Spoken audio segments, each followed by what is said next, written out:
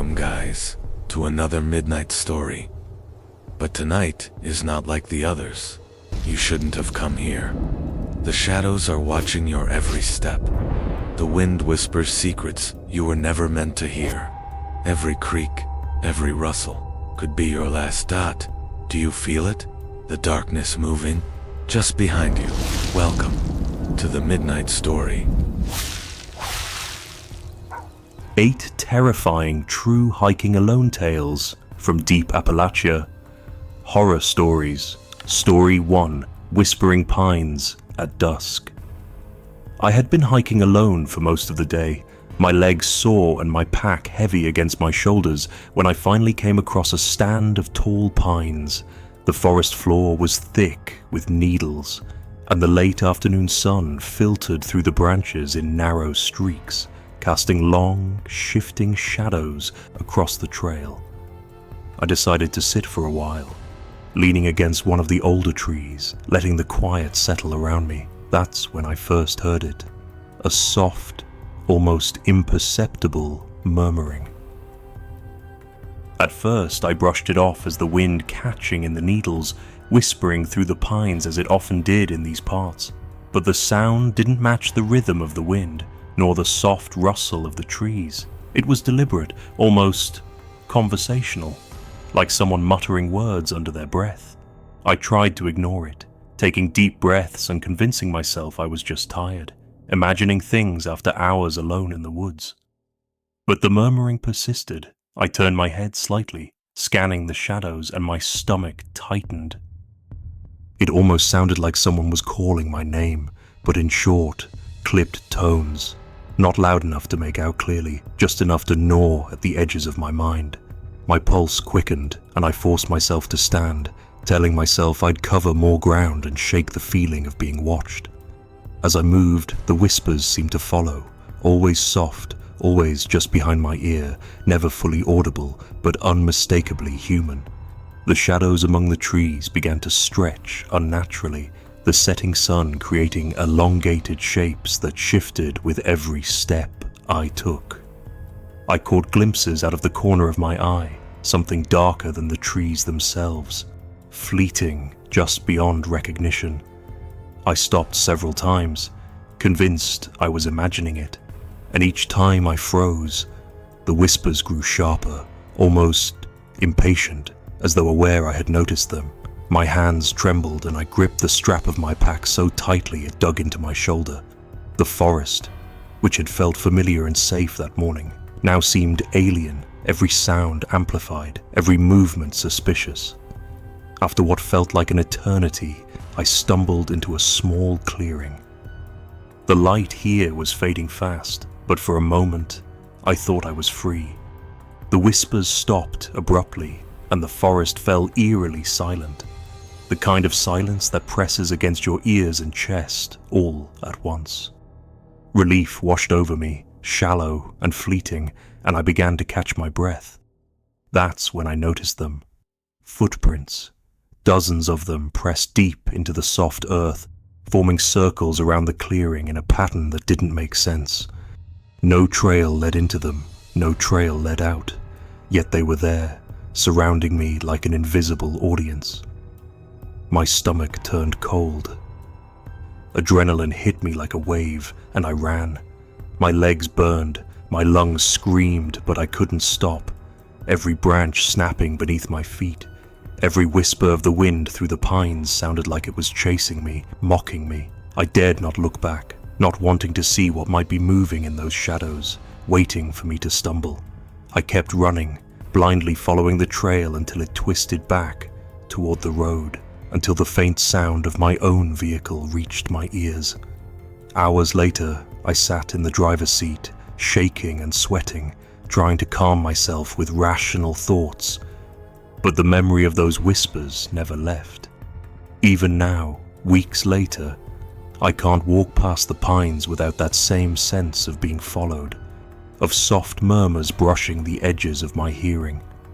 The sound is different in every gust of wind, sometimes quiet enough to almost ignore, sometimes insistent, almost intelligible, repeating a name I can't place, in a rhythm I can't escape. Friends tell me it was probably just exhaustion or imagination, that the forest has sounds that play tricks on your mind, especially when you're alone. I want to believe that. I really do. But I can still see the shadows stretching between the trees, the footprints in that impossible circle, the way the air seemed heavier when the whispers came. It's that lingering feeling that keeps me from returning to the trail, that makes my stomach twist whenever I hear wind through the pines. There's a subtle, oppressive presence in those woods, something patient and deliberate. The forest feels different when it's empty, like it remembers you, like it's aware of your every move. I haven't hiked that trail again, and I don't intend to, but the memory is always there, gnawing at me. A quiet terror that doesn't fade. Sometimes, when the wind blows just right, I hear it again. The soft, clipped whispers, indistinct, almost polite, almost familiar. And even from miles away, in the safety of my own home, I feel the same cold pressure on my shoulders, the same sensation of eyes in the dark, just beyond my vision, waiting, patient, unyielding. I don't know what was in those pines, if it was something human or something else entirely. All I know is the memory is real, and the whispers will stay with me, always, every time I hear the wind brush through the needles. Story 2. Shadows along the ridge. I had been hiking all morning, trying to escape the oppressive heat that had settled over the valley. The sun beat down through the gaps in the canopy, and sweat stung my eyes as I stumbled along a little-used trail that branched off from the main path. The trail was overgrown, tangled with brambles and fallen branches, but it promised shade, and I was desperate for it. I pushed through, branches scraping my arms and legs, until the thick woods opened slightly and I saw it, a small log cabin tucked away between ancient oaks and pines. At first, I thought I might have imagined it. There was no mention of this cabin on any of the maps I had studied, and yet smoke curled lazily from its chimney, faint but steady. I stopped a few paces from the clearing, my curiosity mingled with caution. The cabin looked old, more weathered than any structure I had seen recently. The logs were darkened with age, moss crawling along the edges of the roof, and a single cracked window reflected the fading sunlight. I approached slowly, expecting someone to greet me, or at least make their presence known. But when I stepped onto the porch, there was nothing. No movement, no sound, except the wind whispering through the trees. The door creaked as I pushed it open, revealing the interior. Dust coated every surface, thick and undisturbed, and the air smelled faintly of wood smoke and decay. Old furniture sat scattered as if someone had left in a hurry. Chairs overturned, a kettle tipped on the hearth. The strangest part was the sense of familiarity. I had never been here, I knew that, but something about the cabin pressed against my memory, as though I had visited it in a dream I couldn't quite recall. I stepped further inside, my boots echoing on the creaking floorboards. There were personal items left behind, a worn coat draped over a chair, a pair of glasses on the table, a small tin with the remnants of something I couldn't identify.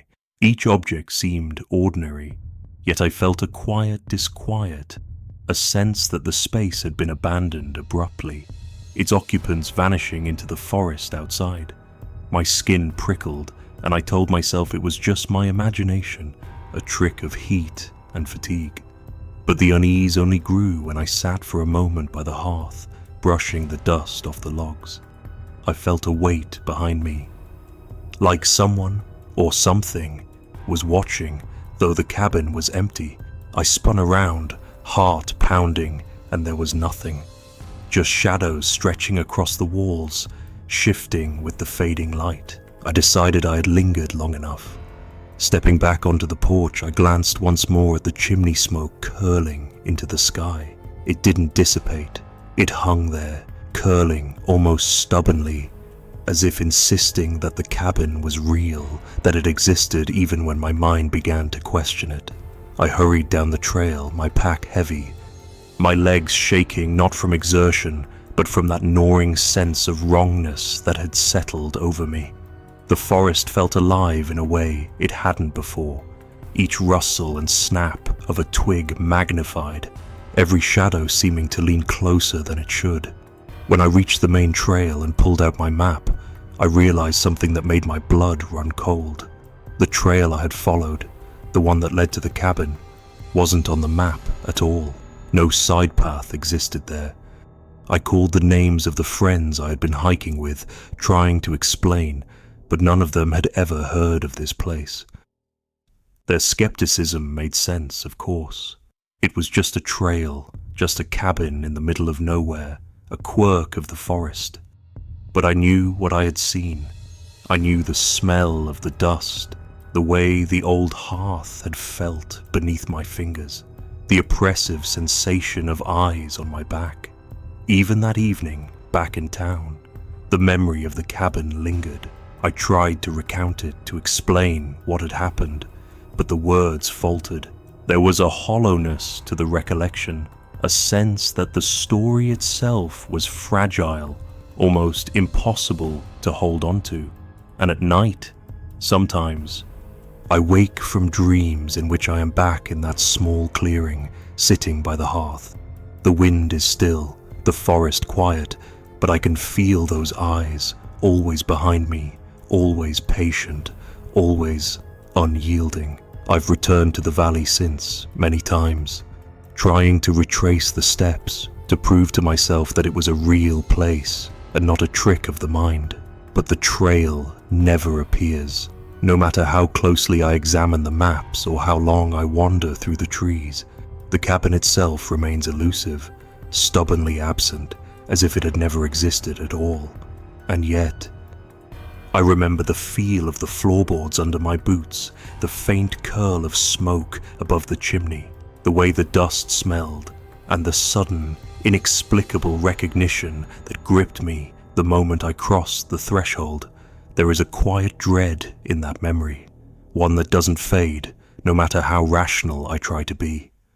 The world seems ordinary, the forest normal, but I know better. Somewhere in the Appalachians, tucked into a stand of pines and oaks, there exists a cabin that defies logic, that leaves no trace for anyone else to find. It is a place of absence and presence all at once. A space that remembers you, even when you cannot remember it. The thought haunts me most in the dead hours of the night, when the air is still, and I can almost hear the faint creak of floorboards, the whisper of fabric in an empty room, and the persistent sense of eyes watching from just beyond the corner of my vision. I've told this story to only a few people, partly because I want to preserve its strangeness, partly because I am never sure I could do it justice. The forest is full of secrets, and some of them cling to you long after the sun has set and the trail has disappeared beneath your feet. I don't know what or who was in that cabin, or if it was even truly there in the way I remember. But I know the feeling, and that, for me, is enough. The memory of being there, of feeling both welcome and profoundly watched, is something that never leaves. Even now I sometimes wake in the dark, certain I can smell the smoke and hear the forest around me, just as it had been, as though the cabin itself is still waiting, patient and unseen, somewhere beyond the reach of maps and reason. Story 3. The cabin that wasn't there. I had been hiking all morning, the sun pressing down through the dense canopy, leaving beads of sweat on my forehead and soaking my shirt through. I veered off a little-used trail, hoping to find some relief in the shade. The main path too exposed and oppressive under the summer heat. The trail twisted through the forest, barely more than a narrow track, tangled with brambles and low-hanging branches that scraped my arms as I pushed through. I was beginning to wonder if I'd made a mistake, if the heat and exhaustion had clouded my judgment. When I saw it, a small log cabin tucked into a clearing I hadn't noticed on any map, Smoke curled lazily from its chimney, drifting up and catching the golden light of the afternoon sun. For a moment, I thought I was imagining it, some trick of the heat and haze, but the smoke remained, steady and persistent, promising warmth and shelter, or perhaps just the illusion of it. I approached cautiously, my boots crunching on the leaf-strewn ground, and called out softly, expecting someone to answer, expecting life. There was nothing. No sound came back, no rustle of movement within the trees.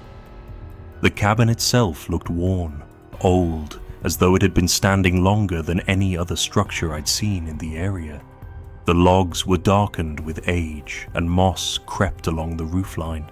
One cracked window reflected the sunlight, and for a brief moment, I felt an unshakable sense of familiarity, though I knew I had never been here. The front door creaked slightly as I nudged it open, revealing a room thick with dust, the air heavy with the scent of aged wood and something faintly acrid that reminded me of smoke long extinguished. Furniture lay scattered, chairs overturned, a kettle tipped on the hearth. It all suggested a hasty departure, though why anyone would leave in such a manner I could not imagine. I stepped further inside, boots echoing softly on the floorboards. Every object seemed ordinary, yet the quiet unease pressed against me like the heat outside had pressed through my clothes. A coat hung on a hook, glasses sat askew on the table. A small tin contained remnants of something unidentifiable. I moved slowly, expecting any second to see someone emerge from the shadows, but no one appeared. The strangest part was the sense that I had been here before, though logic screamed otherwise. Sitting for a moment by the hearth, I traced my fingers along the dust-covered mantle and felt a coldness on the back of my neck, like eyes were watching me, patient and deliberate, even though the cabin was empty. I spun around, heart racing, but there was nothing, only the shifting shadows cast by the waning sunlight.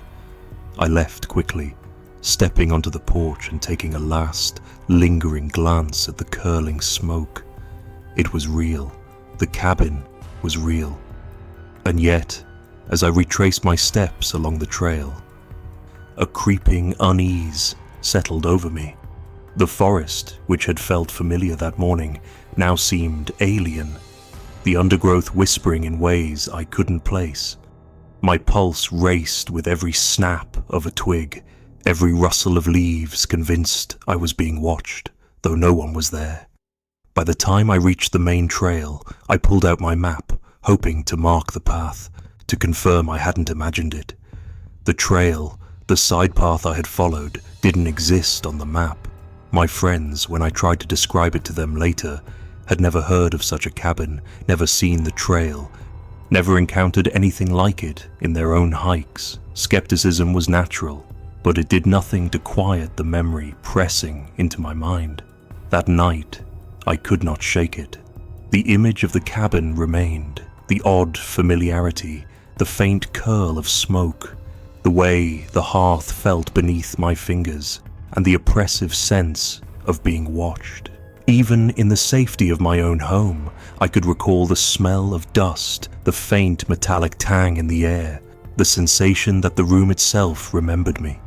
Sleep was fitful, haunted by dreams that felt more like memories. I would awaken suddenly. Certain I was back in that clearing, seated before the hearth, the forest outside silent and waiting. The shadows lingered in my mind's eye, longer and darker than they should, stretching in impossible ways, and I could feel the weight of unseen eyes on my back, patient, indifferent, unyielding. I've returned to the area several times since, driven by a mixture of disbelief and obsession, but the trail never reappears. The clearing, the cabin, the curling smoke, none of it can be found again, as if the forest itself has claimed it back, erased it from memory and map. And yet, the recollection remains, vivid and pressing. Every detail, down to the uneven floorboards and the tipped kettle, is etched in my mind. The sense of familiarity, the quiet dread that pressed against me as I moved through that room, is something I cannot explain.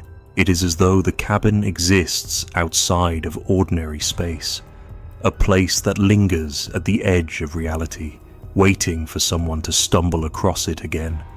Even now, I sometimes wake in the dark, certain I can smell the smoke, feel the warmth of the hearth, hear the soft groan of the wood as if settling under unseen weight.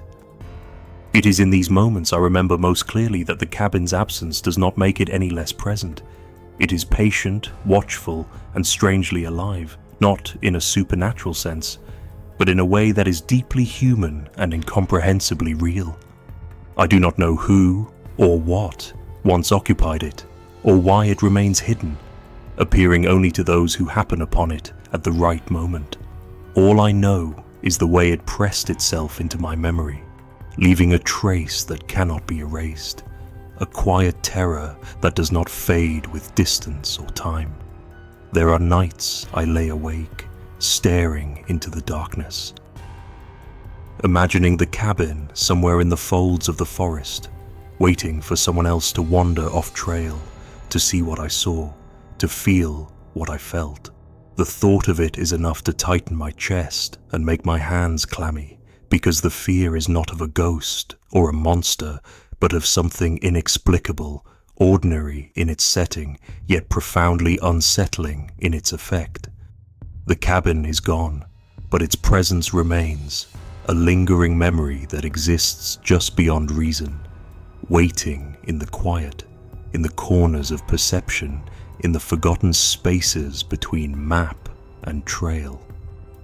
Story 4: Footsteps in the Fog. I had been hiking along the ridge for hours, the sun already low in the sky, casting long shadows across the rocky outcrops and twisted trees.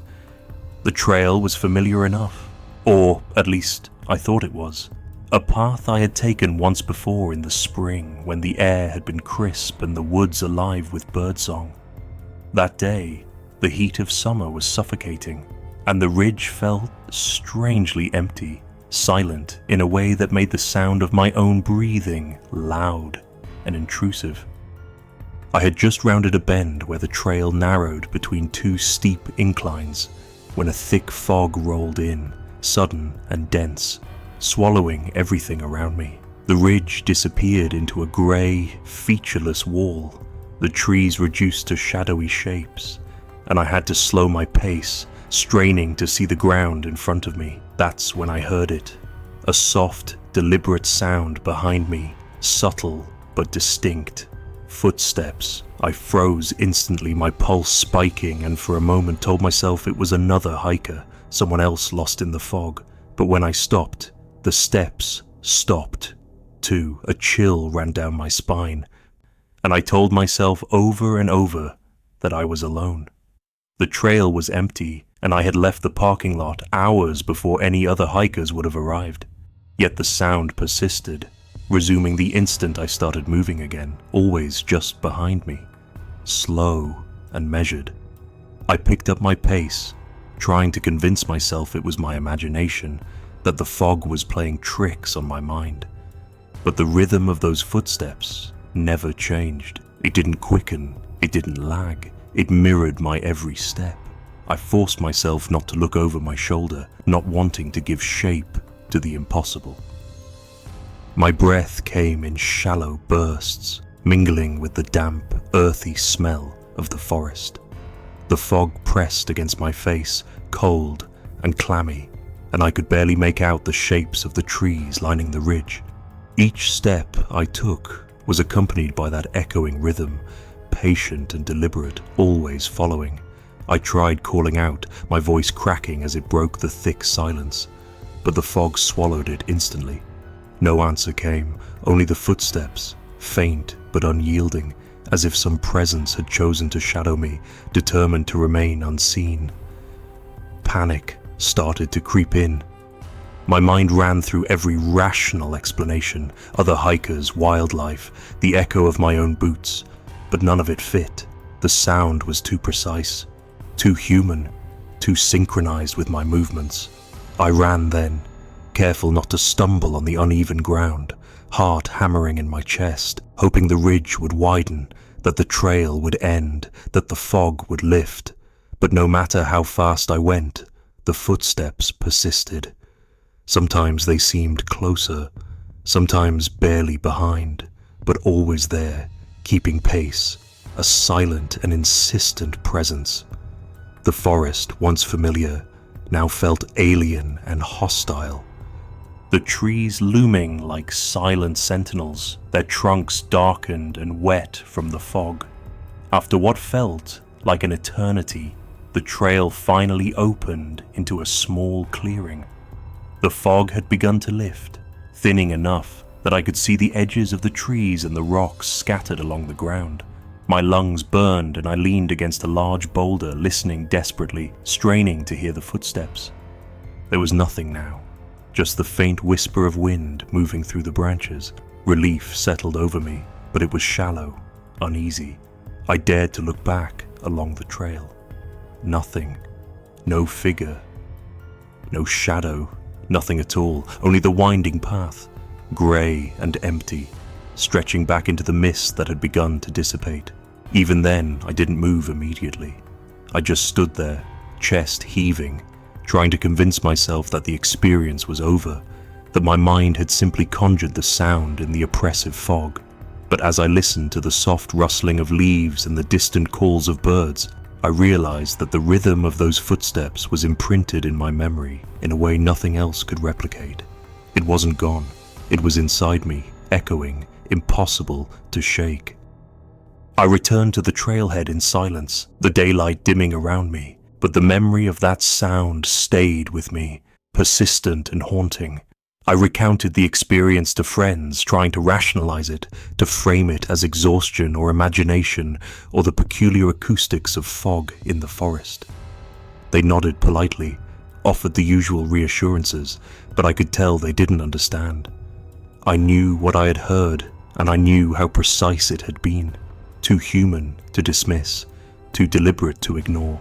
In the days that followed, I found myself thinking constantly about that ridge.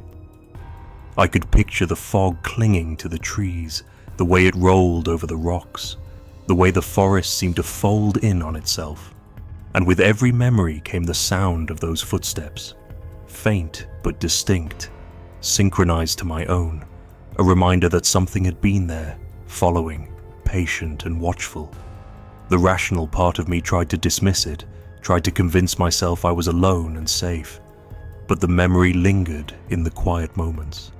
When I was alone at home, when I walked down an empty street, when I closed my eyes to sleep. That precise rhythm, soft and deliberate, haunted me. Impossible to place or explain. I haven't returned to that ridge, and I don't intend to. Even thinking about it brings a chill, a weight in my chest.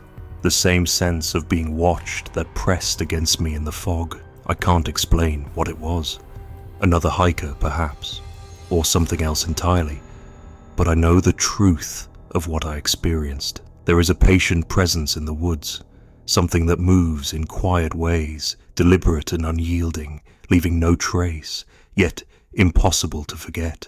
Even now, when fog drifts across the hills in the early morning, I can almost hear it, faint and distant, echoing across the ridge, and I shiver, remembering the day I was not truly alone. Story 5: Eyes Between the Trees. I had been hiking all afternoon, following a narrow, winding trail that cut through dense forest, the kind of trail that barely sees the feet of other hikers. The summer sun was low in the sky, softening the edges of the trees and making the forest smell warm and damp, the air thick with the scent of moss and fallen leaves. I paused at a small creek to refill my water bottle, the sound of rushing water soothing against the hum of cicadas in the underbrush. I crouched on a smooth rock, letting the cold water sluice over my hands, and for a moment I felt at ease, as though the forest had folded me into its quiet, timeless rhythm. Then, something made me pause. A glimmer just at the edge of my vision drew my eyes toward the underbrush along the bank. At first, I thought it was the reflection of the water off some stray leaves, a trick of sunlight. But when I looked closer, I froze. There were eyes.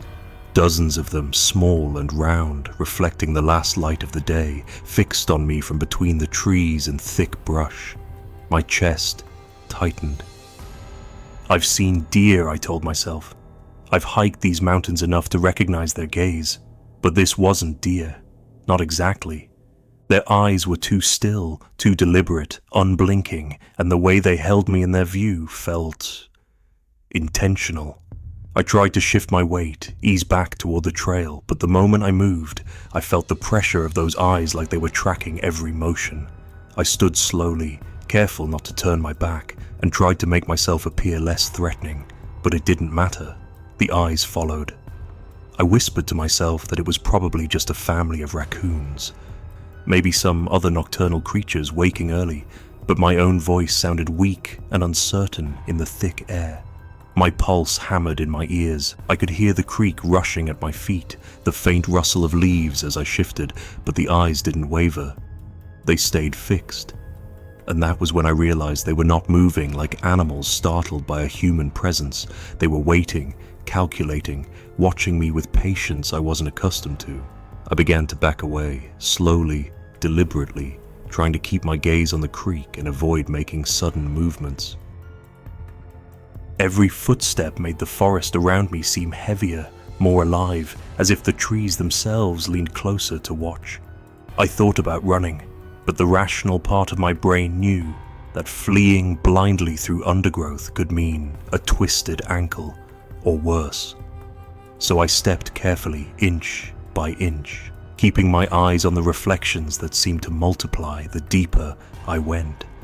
And every time I stopped, every time I hesitated to decide which route back to the trailhead, I felt that same unwavering focus on me, as though something, or someone, was measuring my hesitation. The forest seemed different the longer I lingered. Sounds I had ignored before, the snap of twigs, the distant calls of birds, now felt sharp, precise, almost like signals. I imagined shapes moving between the shadows, human shapes that were just beyond clear recognition, crouched low, waiting. The thought made the hairs on my neck rise. My water bottle swung against my side as I moved, and I could swear it rattled like a warning bell, though nothing answered. It was like walking through the gaze of 100 hidden witnesses, all silent, all patient, and all aware of me in a way I could not understand. Eventually, I found the trail again, narrow and twisting, the path leading upward toward the ridge where I'd parked my car. I forced myself to walk faster, to break the rhythm that had been imposed on me by the eyes, but every step seemed to echo unnaturally, the sound of my boots on dry leaves amplified, bouncing off invisible walls. And then, faintly, almost imperceptibly, I heard it, the softest rustle behind me, among the underbrush. My stomach sank. I stopped and held my breath, straining to hear. The rustle ceased immediately.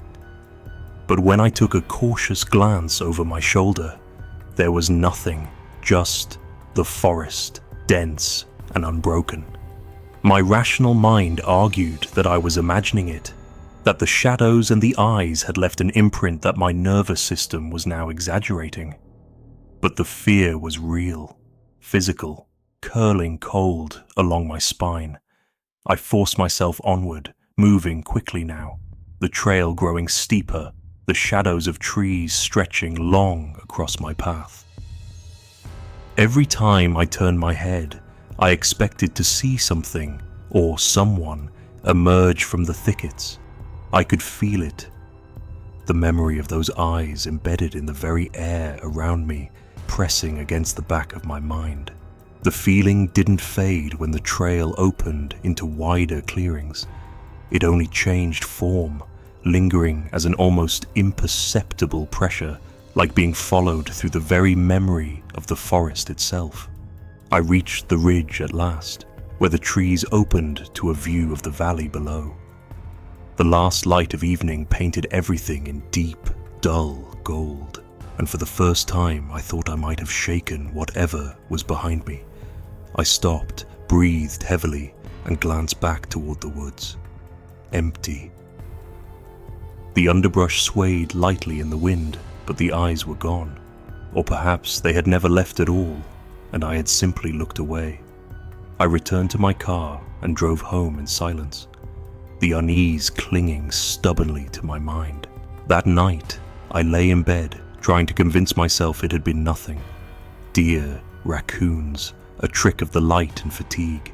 And yet, in the quiet hours, I could still see them, those countless small, calculating eyes staring from the darkness between the trees. They lingered on the edges of my memory, unblinking, patient. I imagined the forest as a living thing, aware and waiting, and I felt the cold realization that I had walked through it, noticed, and somehow marked. For days afterward, whenever I was alone, I felt it again, that impossible sense of being watched. In the shower, I could almost hear the faintest rustle beyond the bathroom window. On the trail near my apartment, I would catch glimpses of movement in hedges or shadows where no one could be. And sometimes, when I close my eyes at night, I'm back by that creek, crouching to drink, and I see them, unblinking, reflective eyes in the underbrush, patient and silent, keeping me in their sight.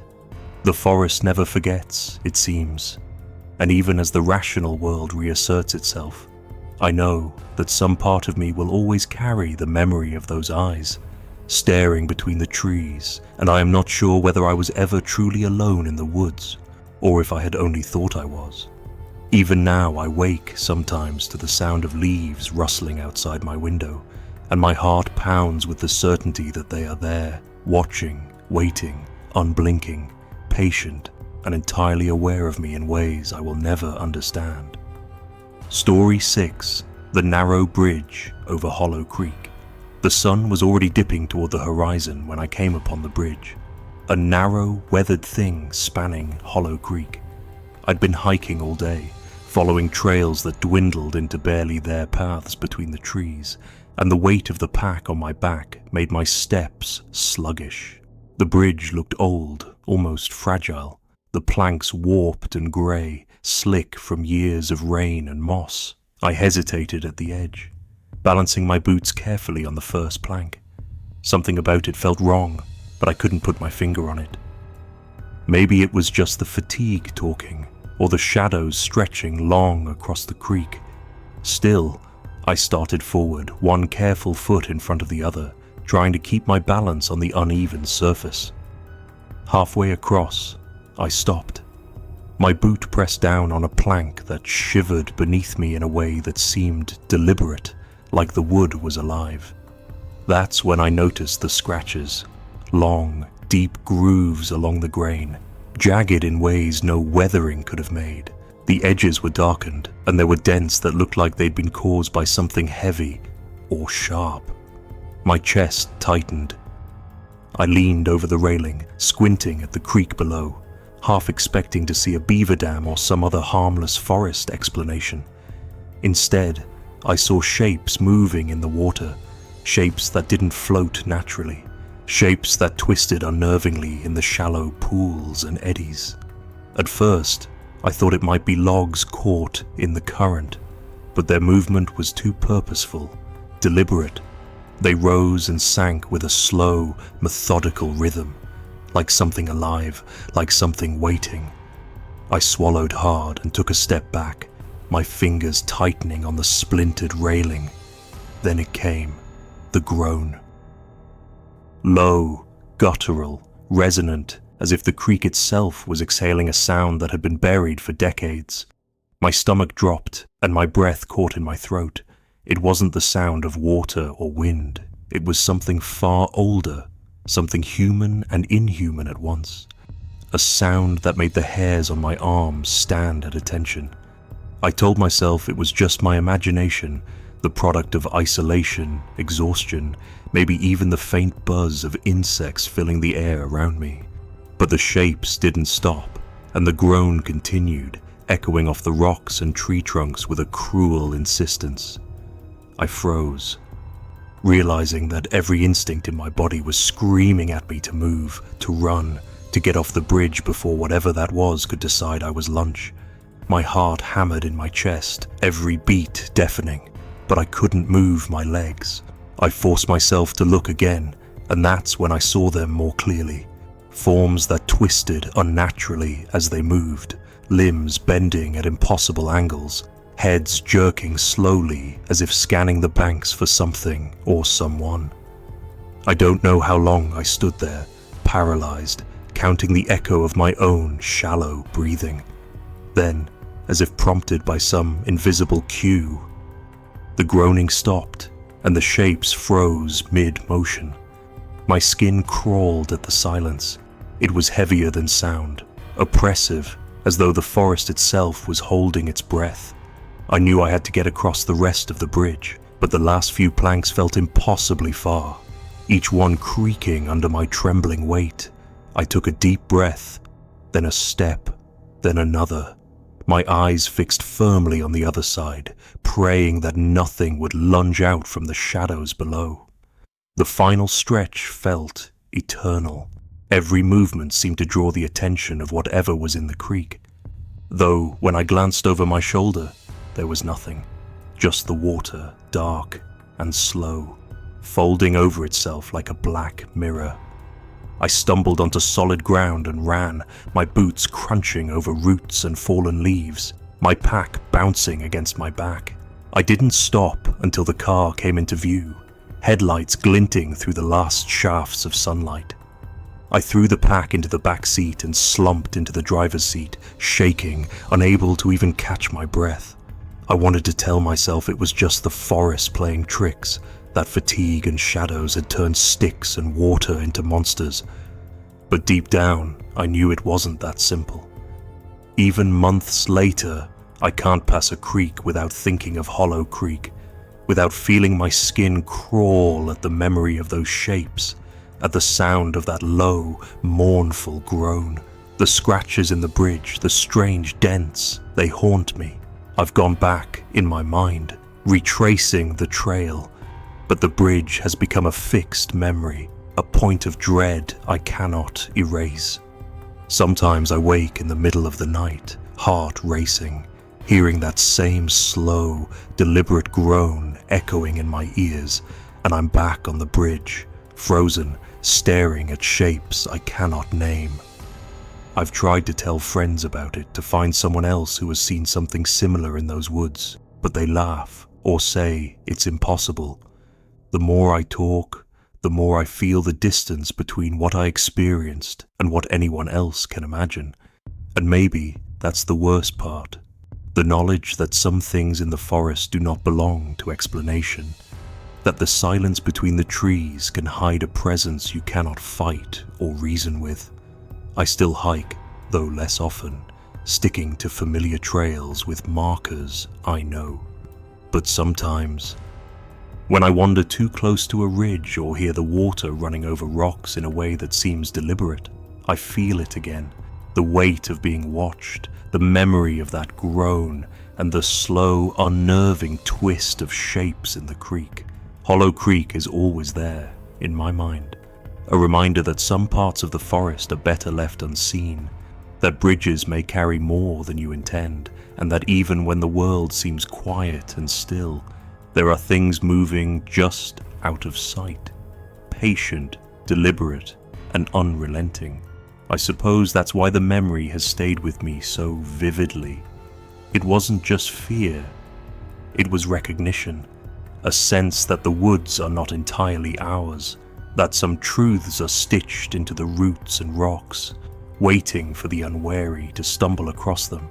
And though I tell myself I am safe, Miles from that bridge, I know, deep down, that the shapes, the scratches, the groaning, they are never far.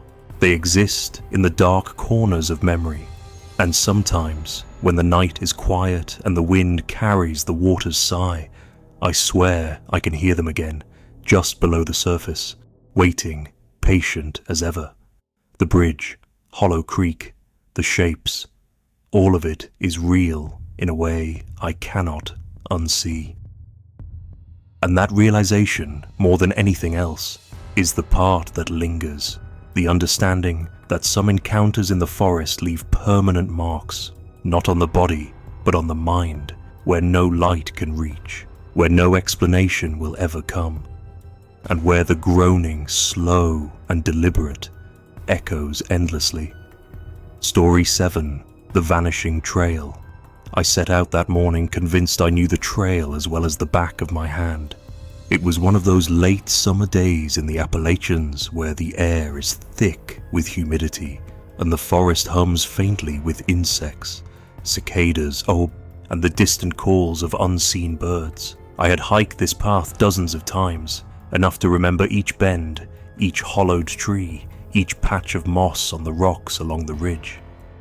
My pack was light, my pace steady, and for the first hour, everything seemed normal.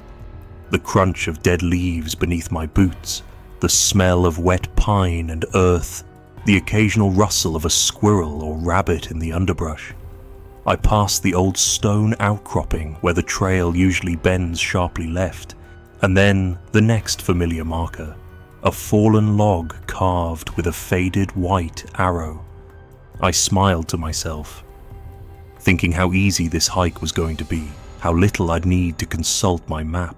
It was when I reached the bend near the creek, where a thin layer of mist clung to the rocks, that something felt off. The marker that was always there, the small wooden stake, painted white, was gone. I paused, scanning the underbrush. Maybe it had fallen. Maybe some careless hiker had taken it as a souvenir. I shrugged it off and continued, expecting to see the next marker shortly. But as I walked, the path began to twist in ways I didn't remember. Familiar clusters of trees seemed to have shifted, their trunks forming angles and gaps I had never noticed before. The rock formations were different, jagged and looming where once there had been gentle slopes. I tried retracing my mental map, but nothing aligned. My stomach tightened. Hours passed, or maybe only a half hour. It was hard to tell. Time itself seemed to bend in that dense forest. Every attempt to backtrack ended in the same confusion, a wall of green, unbroken and suffocating. The trail I thought I knew had vanished, replaced by something that resembled it, but wasn't. It was as if the forest had rearranged itself while I wasn't looking, and I was now trapped in a place that only vaguely resembled the path I had set out on. The shadows grew longer under the sun, which I realized had dipped lower than I expected. Panic started to creep in, subtle at first, then sharp and gnawing. I called out, expecting perhaps to hear a voice or even an echo of my own, but only silence answered, broken by the occasional distant rustle of leaves. I tried to calm myself, focusing on my breathing, trying to remember the logic of the trail, the natural landmarks. But the forest refused to cooperate. Trees that should have been sparse now crowded in on me. Rocks I remembered stepping over were gone, replaced with brambles and gnarled roots. The sounds of the forest, normally comforting, felt alien. A crow cawed somewhere far above, and the echo was too sharp, too deliberate. The wind rustled through the branches in a way that sounded almost like whispered warnings. Every so often, I thought I glimpsed movement at the edge of my vision, a figure ducking behind a tree, or maybe it was only the play of light and shadow. My heart pounded. The rational part of my mind told me it was stress, exhaustion, perhaps dehydration, but another part, the primitive part that fears unseen predators, screamed that something was off, that I was not alone. I wandered for what felt like hours. My pack was heavy now, though it had not changed. My legs burned with fatigue. I stumbled over roots, slipped in mud, and cursed under my breath. Every familiar bend seemed unfamiliar. Every clearing, once a landmark, now offered no reassurance. I kept trying to follow the direction of the sun, but it moved faster than it should have. Or perhaps I had lost all sense of distance and time. The forest was an unbroken maze, shifting subtly, with no end in sight. By the time I noticed the small clearing ahead, I was trembling.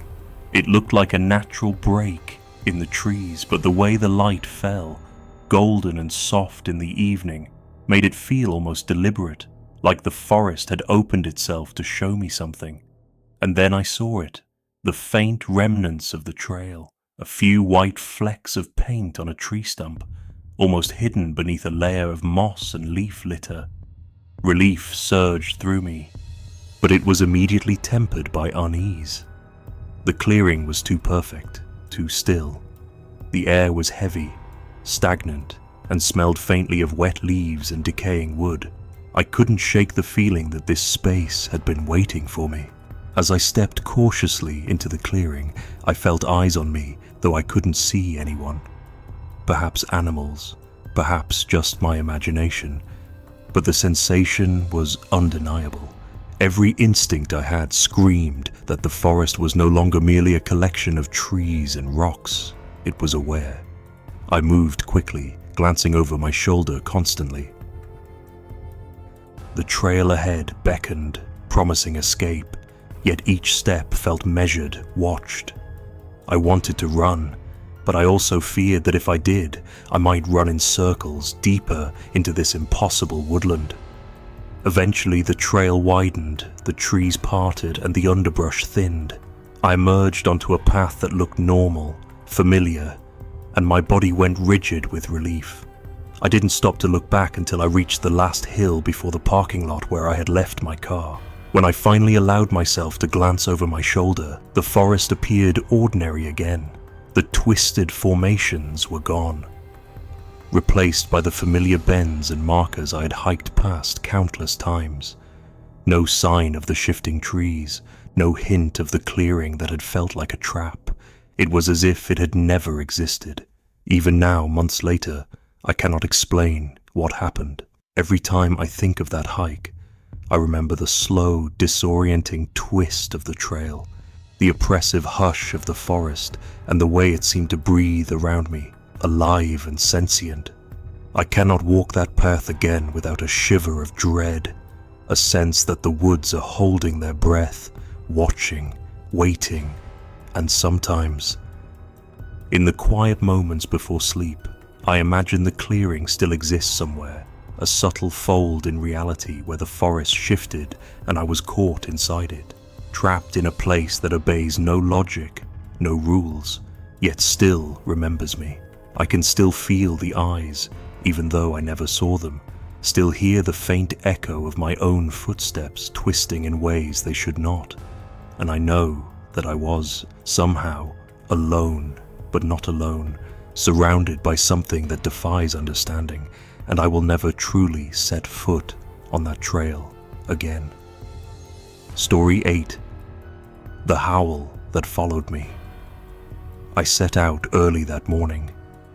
The sun still pale and slanting over the ridges, the kind of late summer light that makes the Appalachian forest look almost inviting. The trail was steep and narrow, lined with brambles and the low, tangled underbrush that I had grown used to over years of weekend hikes. I had done this route before, or at least I thought I had. Sometimes the memory of a trail blurs with others, but I felt confident, maybe even a little smug, that I could make it to the top and back before dark. The air was thick with humidity, and the faint scent of wet earth and decaying leaves clung to me as I climbed. It was quiet in a way that felt absolute, the kind of quiet that presses down on your chest and makes even the rustle of a squirrel feel deafening. I had been walking for nearly 2 hours when I first heard it. A low, mournful howl rolling down the ridge. Distant at first, almost hesitant, like it was testing me. I stopped, instinctively listening. Wolves, I thought, though the idea seemed absurd. Wolves weren't supposed to be this far south, at least not in numbers enough to produce a howl like that. Still, the sound carried a weight, a kind of resonance that made the hair at the back of my neck stand on end. I called out, my voice cracking a little as it echoed back. Hello? There was no reply, only the lingering echo of that hollow sound bouncing between the trees. I resumed hiking, rationalizing that the noise came from a coyote or a dog, something natural. But soon it became clear that the sound was not fading. Every time I thought I had left it behind, it rose again, closer this time, following me through the thickening forest. I tried turning off the trail onto a small spur, hoping to lose it in the trees. But the howl came from every direction. It didn't feel like an animal anymore. It felt like the forest itself was watching, breathing, and calling after me. My pace quickened, though I kept telling myself to stay calm. Panic hadn't fully taken hold yet, but it was simmering. As I climbed higher, the ridge narrowing under my feet, the howling grew louder. Each note seemed measured, deliberate, echoing off rocks and trunks as if it had eyes in every shadow. I could feel it behind me, moving with me, never giving me a moment's respite. I wanted to stop, to turn around and confront it, but something inside warned me not to. It wasn't just fear of a wild animal. It was the understanding that whatever made that sound was patient, intelligent, and calculating. The forest seemed to close in, branches scraping against my arms and legs, the path twisting unnaturally. I swear the trees shifted slightly when I wasn't looking, as if the trail itself had decided to redirect me. My boots slipped on loose soil and fallen leaves, and I cursed under my breath, adrenaline and fear mingling into a sharp, nauseating knot in my stomach. I wanted to scream, but I forced myself to breathe, counting steps, forcing one foot in front of the other, all the while hearing that persistent, mournful wail. It wasn't until I reached a small clearing halfway up the ridge that I thought I had a moment of relief. The wind picked up there, rustling the high grasses, and for a second I thought I had escaped. But then, the howl returned, sharper now, echoing through the valley below, and I realized it had been closer all along than I had allowed myself to admit. My heart pounded against my ribs. I turned, slowly, scanning the dense undergrowth for movement, for anything. There was nothing. The clearing was empty, eerily so, just trees and rocks, the fading light making everything look grey and unfamiliar. Yet the howl remained, an omnipresent pressure in the air, vibrating against my chest. Fear fully gripped me then. I started running, careful to keep my footing, letting instinct take over. The trail dipped and twisted unpredictably, roots snaking across the path and branches snagging my shirt and backpack. Every time I glanced over my shoulder, the ridge seemed unchanged, yet that sound was still there, following me as if glued to my shadow. I ran harder, my lungs burning, until my legs threatened to give out.